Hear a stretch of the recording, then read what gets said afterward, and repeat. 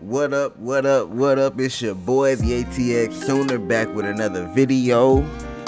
And you now in tune with Operation Offseason episode 3, baby. Welcome back. Thank you for tuning in. Thank you for the support. Y'all make sure y'all like, share, subscribe, do all that fun stuff if you choose to. On today's episode of Operation Offseason, we're going to talk a little bit about the narrative of Oklahoma right now going into the SEC. We're going to talk about the Polynesian Bowl, about our two defensive stars that went crazy out there. And then we're going to give a little Baker Mayfield talk. Everybody want to talk about Mr. Mayfield. So we're going to obviously join the team and talk about him ourselves also. So first, let's get into this narrative of Oklahoma, man. And of course, I had to bring out the handy dandy notebook, man, to help me out, to help guide me, to help keep me on track. Because you know how I can get. I can kind of go off on a tangent like I'm doing right now. So anyways, let's get into it, man. So the narrative of Oklahoma, man. And this is just from, stuff that I'm seeing online. This is from people that I'm talking to, arguments I'm having online, whether it's Facebook, Twitter, whatever the case may be. And all I'm going to say right now is Oklahoma is going to shock a lot of people, okay? So one thing that gets on my nerves right now is, how, the narrative of Oklahoma, we're not in a good place. That's what everybody looks at. That's how everybody reads the room. That's how everybody reflects on Oklahoma. And what do you expect? I mean, as an Oklahoma fan, you get this all the time. You can literally win a national championship, even though it's been a long time since we've done that.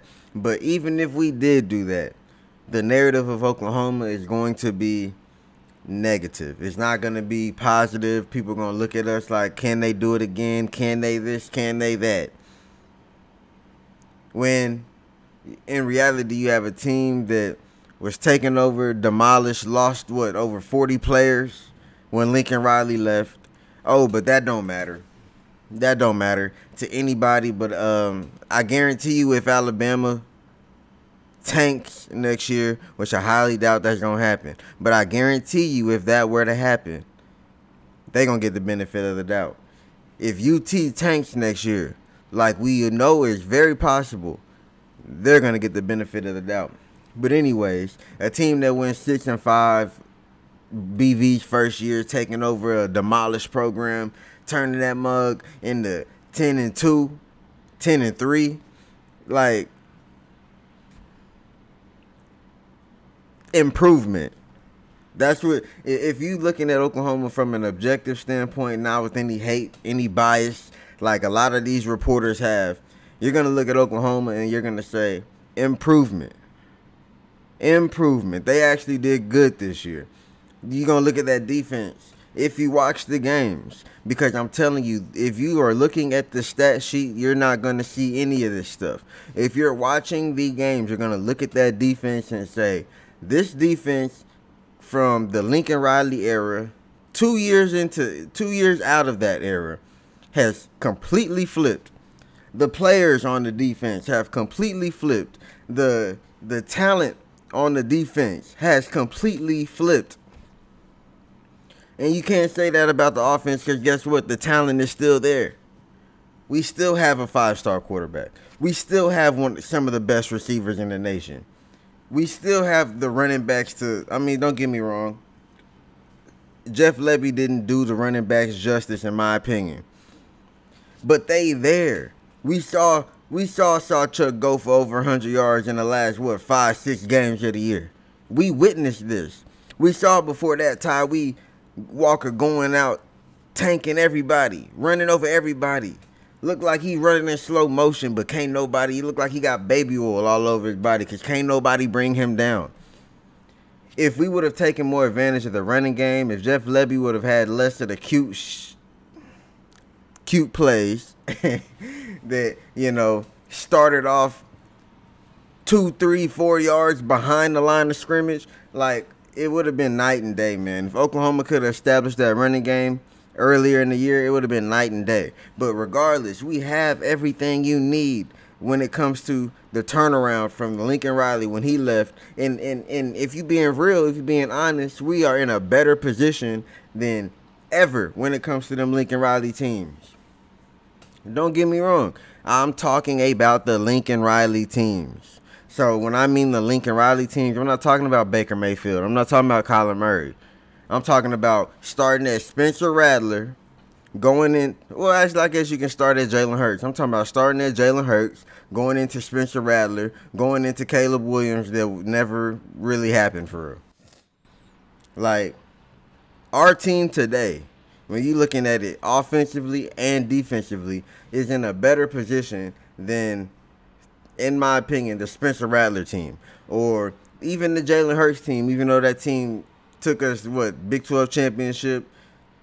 Did we go to the playoffs with Jalen Hurts? I can't remember if we went to the playoffs with Jalen Hurts or not. But regardless, the talent that we're having, the talent that we're getting, the talent that's coming in for 2024 is bro, because we still keep the offensive talent and we're going crazy on defense right now. That's the biggest difference. We can depend on our defense right now, which is why if you look at this team and you say that, oh, this team has a horrible defense, which I've heard plenty of times, you're not watching the games. Clearly, you're not watching the games. Because your defense is going to have bad stats whenever your defense is going crazy, and then your offense gives their offense the ball back within 30 seconds, under a minute. When the time of possession is literally 4 minute difference at the end of the game, because your defense is on the field way longer, it's gonna be a difference. You can't look at the stats when you're looking at Oklahoma. So that's one narrative. The defense is trash. Let's talk about this. They're trying to say Jackson Arnold ain't the one. Hell, we got our own fan base saying Jackson Arnold ain't the one, judging him off of one game. They forgot how he looked throughout the season too, whenever he stepped in and went crazy. But I get it. You want to go off of the game that he started from start to finish. I understand. He actually had a good game, man. And I wish I could remember your name, bro. I wish I could remember your name. He did a film breakdown of Jackson Arnold. Good and bad. And he's not an Oklahoma fan, so this is a non-biased opinion. If you look at that, if you watch that, and man, I wish I could just look up Jackson Arnold film breakdown. Just look it up. If you watch that video, you are going to look at Jackson Arnold in a different light. You're going to realize that all the mistakes that he made were young mistakes, whether it's timing. That's really the main mistake that he had, was timing, But regardless, you will watch that game, you will look at Jackson Arnold night and day. Jackson Arnold is the future. Jackson Arnold is a dog. And we are good at quarterback. Especially with Casey Thompson backing them up. We are good at quarterback. We got to worry about that offensive line, which I don't even think we really have to worry about. But that's another thing they want to talk about. They want to talk about going into the SEC. Oklahoma's not going to have any returning starters at the offensive line. Yes, red flag. I agree. I understand. I get it. That is the most important position in the game. Them trenches. I get it. I understand. You have a valid point when you talk about these things. But what you fail to realize is that we also have Bill Bedenbaugh, the best offensive line developer in the nation. And we're getting some talented players that have not had the same development opportunities that they are about to have now at Oklahoma. I guarantee you that these players that are transferring in, on top of the players coming in, are going to be night and day from what you've seen on film. Mainly the transfers. Because a lot of the transfers that we got, they're not giving you that excitement, that nationwide excitement. Oh, Oklahoma got a good one. It's more of, let's see what Bill Bedenbaugh can do with this guy. Fair. Like I said, it's fair. I get it. But I'm telling you, I'm not worried about the offensive line because I trust Bill Bedenbaugh. That's my energy from this point forward until he shows me next year otherwise that I can't trust this offensive line. I'm trusting Bill. I'm trusting Bill before I trust any naysayers. Let's put it that way. So offensive line is gonna be good. Now let's talk about the narrative of BV is not the guy. BV is not the one. He's not gonna get you there. We're talking about a man, again, who took over an Oklahoma team that lost 40 plus players. 40 plus players when Lincoln Riley left. And still brought in top 10 recruits, recruiting class, 2 years in a row. Transfer portal, making up for all of the plugins that we need. Brent Venables is doing everything right. He is doing everything the right way. Look at it. He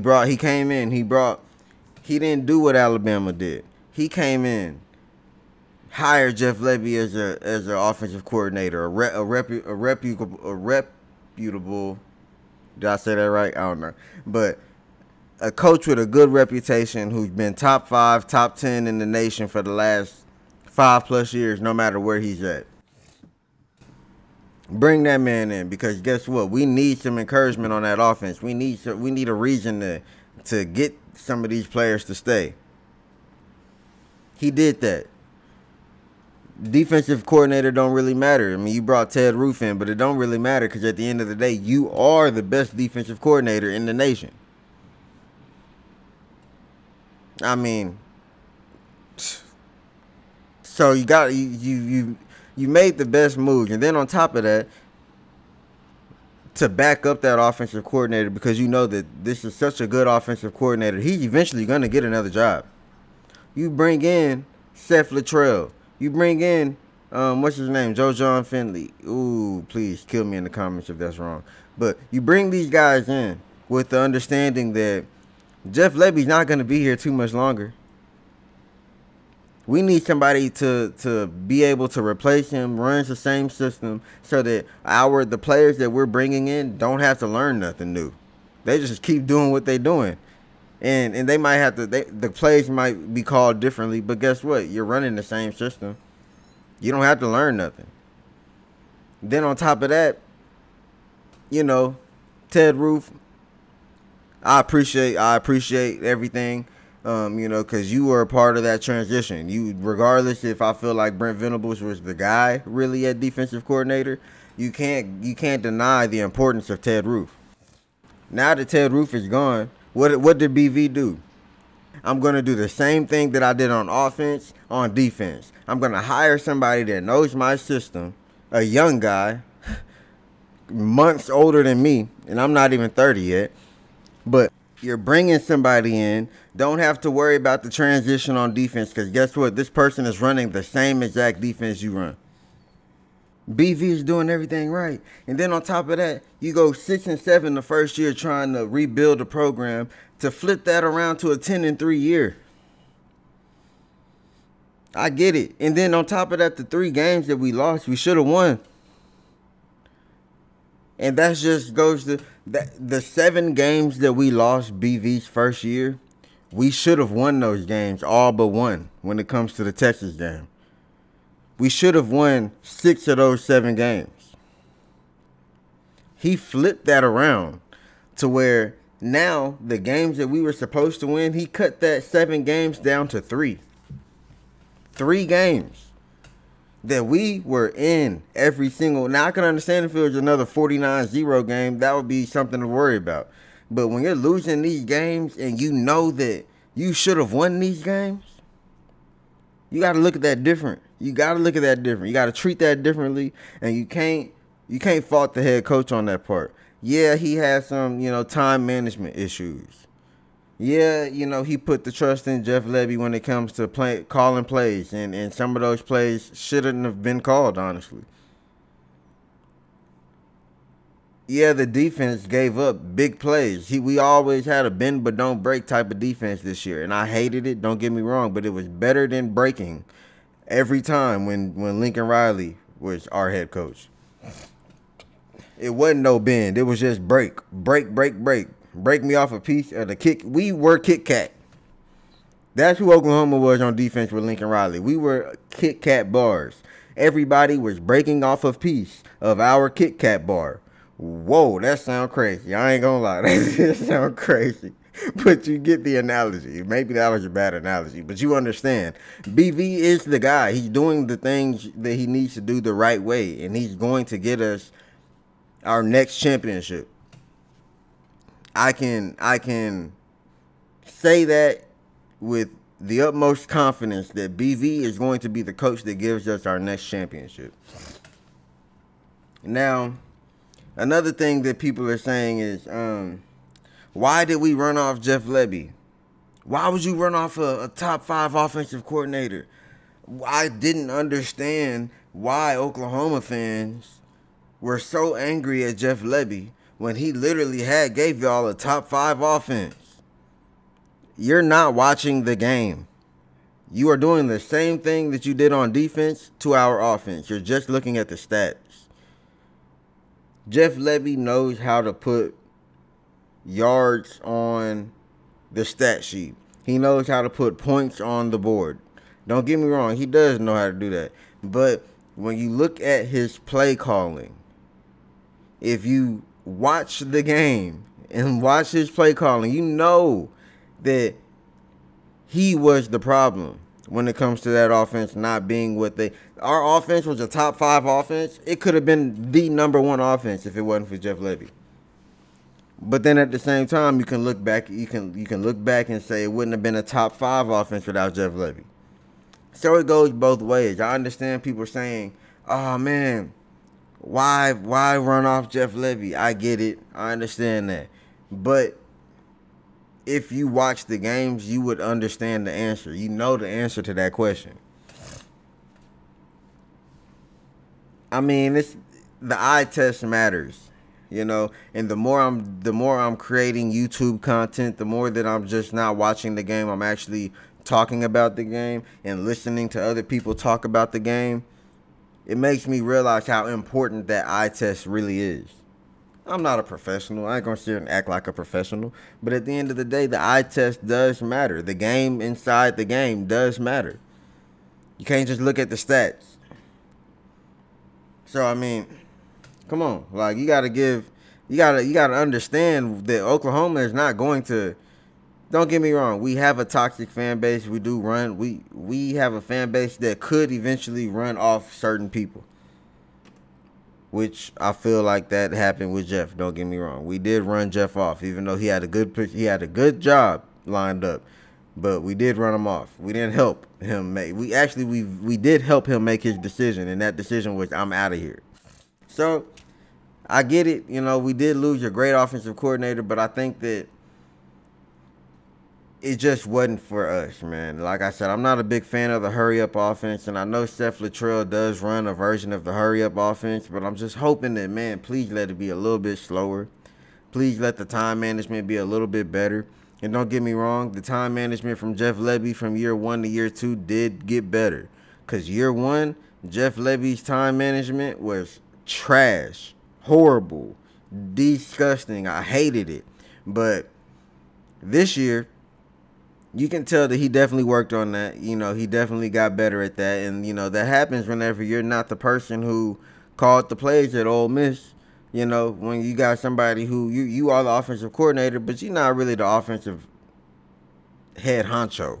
You know, and then going to Oklahoma, having to be that offensive head honcho, it takes time to learn. And he did learn. He did get better with the time management over the course of that 2 years. But the play calling, man, and maybe that gets better next year. Maybe it would have got better next year. Who knows? But we'll never know at this point. So there's a reason why we were talking how we were talking towards Jeff Lebby. It's not always about the stats, man. You gotta look deeper than the stats. Now, just to give you a little more insight on what people think about Oklahoma. I have many friends, many different fans of different schools. A lot of them SEC teams. Most of them UT fans because I'm born and raised in Austin, Texas.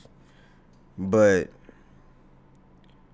the Alabama fans, and don't get me wrong, this is before the whole, Nick Saban leaving, which is why I love to see that, because I want to see how that team transitions. Are they going to be like Oklahoma? Are they going to be able to transition like Oklahoma? Or are they going to be like UT, where it takes a couple different coaches in a 10-year span to get back on track? I want to know what this next decade at Alabama going to look like. But I'm saying all that to say this. This man, not only just one person, this is a discussion of people that agreed with this man too. And not just Bama fans. You have Bama fans, you have UT fans, you have Missouri fans, everybody that don't really like Oklahoma. So, I mean, you got to get, this is a biased opinion on their point, but they said we got three wins next year going into the SEC. We're going to have a moment of silence for that. It's been a while since we had a moment of silence. We finna have a moment of silence for that. 3 wins in the SEC for Oklahoma.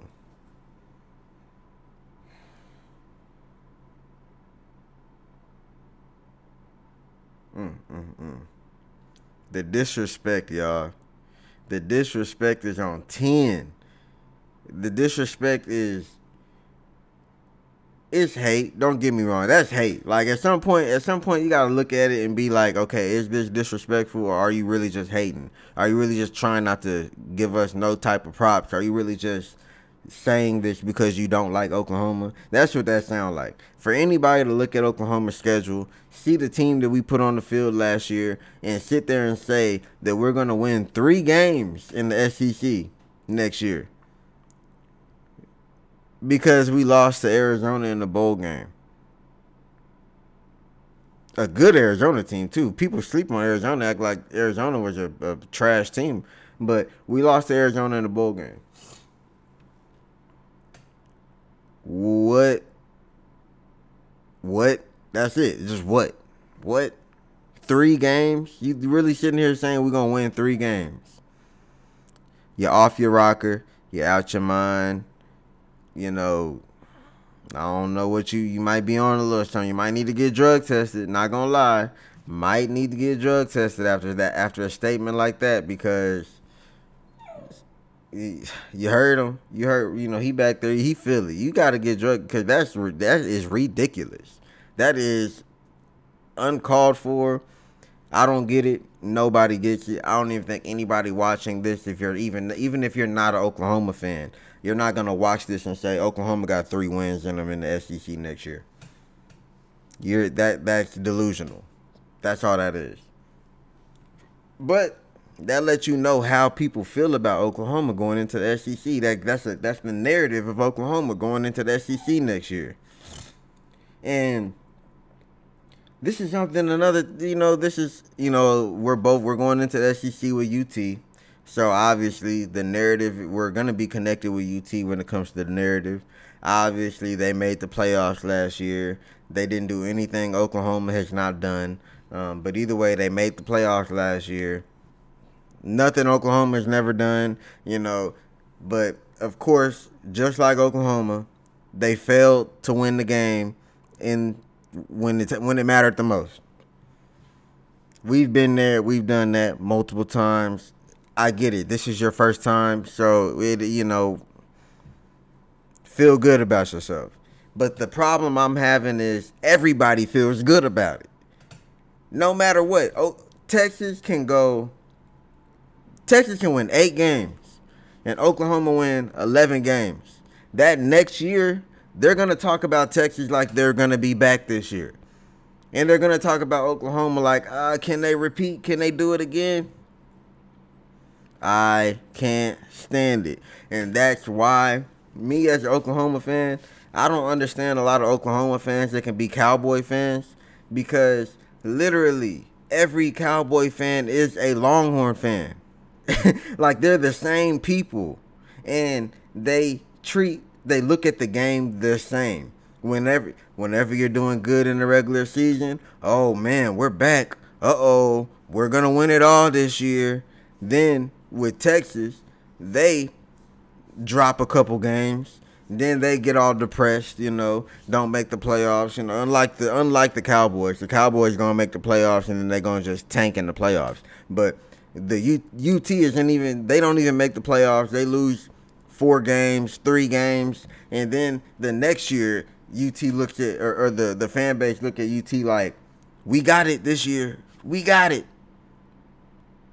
When Oklahoma, we can literally have a good year. We can literally make the playoffs. We can literally bring in good talent. And still the narrative is going to be like, can Oklahoma do it this year? I get it. I mean, hey, that's what you sign up for when you're an Oklahoma fan. UT always gets the benefit of the doubt. And now that they've made the playoffs for the first time in the history of the program, they're going to be looked at like they are the new Alabama going into the SEC. Don't get me wrong, they're a good team. They could be they could get better next year. Who knows? I don't think so, because they're losing a lot of pieces. They were literally built to win it all this year. But let's say next year they do just as good. We're never going to hear the end of it, y'all. They can win. How the narrative was, Oklahoma's going to win 3 games next year in the SEC. They could literally win 3 games in the SEC, and then that next year is going to be like, Texas is back, baby. Arch Manning, he's starting this year. Watch how he changes things. Look out for UT, baby. We're back. Hook 'em horns. Like, that's the fucking, excuse my language. That is the most annoying thing that Oklahoma fans have to deal with whenever listening to a UT fan. And I'm in Austin, Texas, so I hear it. It's never ending. I'm always hearing it. And now that they made the playoffs, they forgot that they lost to Oklahoma this year. But at the end of the day, facts is the facts. They took the L. And they didn't do anything Oklahoma has never done. Multiple times. So catch up, UT. I get that y'all get the benefit of the doubt in the media, in the national media and everything like that. But the real know what to expect from UT. And it is what it is. But that's just, the difference between the narratives between the two teams. UT is looked at like they're back. They're going to continue to be consistent, even though they've never been consistent before. And then the narrative is Oklahoma is, are they good? We don't know. We'll see next year. So that's, I just wanted to cover that. Just give y'all a little insight. I'm sure y'all already feel it. I know y'all are hearing this stuff too. But what do y'all think, man? What do y'all think the narrative should be for Oklahoma? To me, what I say about Oklahoma is next year, we're going to surprise a lot of people. So let's end that off. Let's talk about the Polynesian Bowl, man. David Stone and Jaden Jackson went off. Oklahoma playmakers, Oklahoma superstars. I can't wait to see these boys on the field, man. They're definitely hands down getting playtime next year. The way these boys put pressure on the quarterback, they both got touchdowns too. Come on, bro. Like, if David Stone didn't win MVP, I'm pretty sure Jaden Jackson would have won MVP. But nobody's really talking about the Polynesian Bowl for real. Nobody's really, outside of the Oklahoma community, nobody's really giving these players the props they deserve. So anyways, props to y'all, man. I'm giving y'all's flowers. I can't wait till y'all put that crimson and cream on and demolish the SEC, because I know that at some point in your college career, the SEC is going to be on red alert. Watch out for these boys, because they coming, and it's not going to be, it's going to be crazy. Pause on that too, because that kind of sound crazy. But it is what it is, man. Shout out to y'all. Y'all went crazy. Y'all went dummy in the Polynesian Bowl. And if don't nobody give y'all's flowers, I'm going to give them to y'all right now. But Last but not least, man, we 30 minutes in. You know, my phone about to die, so we gonna make this quick. We talking about the man, the myth, the legend, Baker Mayfield. Now, the man took an L last night. Don't get me wrong. You know, it sucked to see him go out like that. You know, with that interception at the last minute of the game. You know, to get that winning drive. But and it would have been beautiful if he would have, you know, knocked it out. You know, knocked it out the park. But he played his ass off, and Baker Mayfield is the definition of dog. Everybody needs your Baker Mayfield in their locker room, including the Cleveland Browns. I had to wear this. I had to troll the Cleveland Browns. That's why I had to put the Browns version of the uniform on, because this is what you could have had. Instead of Baker Mayfield going off, don't get me wrong, I get it. Deshaun Watson is a good player. He played good this year before he got hurt. But guess what? Baker would have still been playing for y'all even if he was hurt. Because he a dog. He don't got no in his blood. You know what I'm saying? Like, the dude is a different breed, and and that is the type of energy that you want. And especially in Cleveland. You got rid of a man that won y'all's first playoff game in like, what, 50 years since before he was even born. And then you get rid of the man for a freaking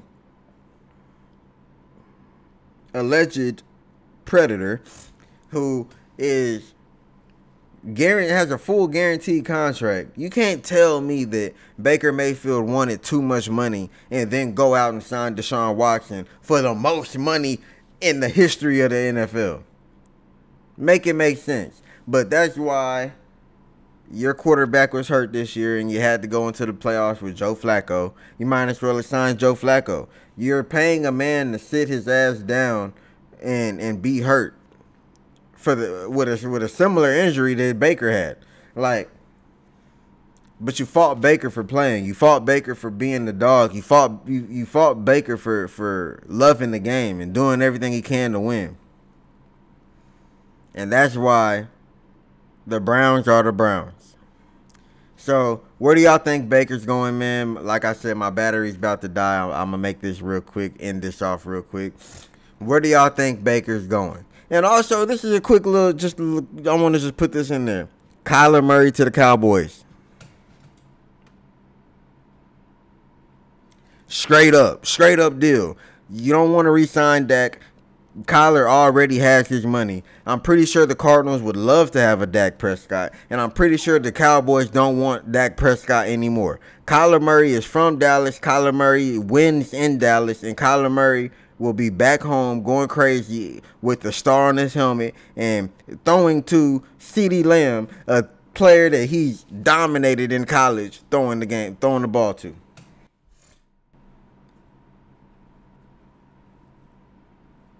What y'all think? What y'all think about that? I don't know. I'm not a Cowboys fan. I'm a fan. I don't have a team in the NFL. I'm a player fan. I'm an Oklahoma fan to the death. I don't care what team you playing for. I am a fan of Oklahoma players even when they leave. So that's my whole link. That's my get down when it comes to the NFL. But what do y'all think about that? Kyler Murray trade for Dak Prescott, straight up. You can't say that he's injury prone. The man's been hurt one time for real. He had one serious injury. Dak Prescott has had one serious injury. Are you going to sit here and say Dak Prescott is injury prone? Nobody says that. They only say that because Kyler Murray is the smallest man in the NFL uniform. And they're scared. I get it, but Kyler Murray to the Dallas Cowboys with that offensive line, with that receiving core, with Tony Pollard in the background, and then that defense, bro. Rings and things. Get K1 to Kyler. Get K1 to the Cowboys. What do y'all think? Y'all think I'm tripping? Do I sound crazy? I don't know. I feel good when I say it, but maybe it's just my Oklahoma bias. But ending the video off with a positive message, man. Y'all make sure that y'all be safe today, man. Y'all, not only today, throughout this week, I'm praying that y'all have a safe week. I'm praying that everybody makes it home safely. I'm praying that everybody makes good decisions, make the best decisions, not only for themselves, but for their families and for the next person. I'm praying that everybody can, do something good for the next person. Do something good for somebody that it might not do nothing for you, but it might make the next person's day. I really just hope that we can all be better versions of ourselves. We can all be good human beings. There's not many of us out there. So be the one, be the example, be the leader. Don't be the follower. You know what I'm saying? Do something that the next person wouldn't do. And be great. At the end of the day, be great. Be the best version of yourself. I know, looking in the mirror, I'm talking to myself right now. You can be a better version of yourself. And I will. So I expect y'all to do that as well. And y'all know why, man. It's because it's in our DNA, right? Bye. I'm going to wait right here till you click the video. Damn, you looking at me looking at you. You could have been clicked the video. Damn. Whatever, man. Bye.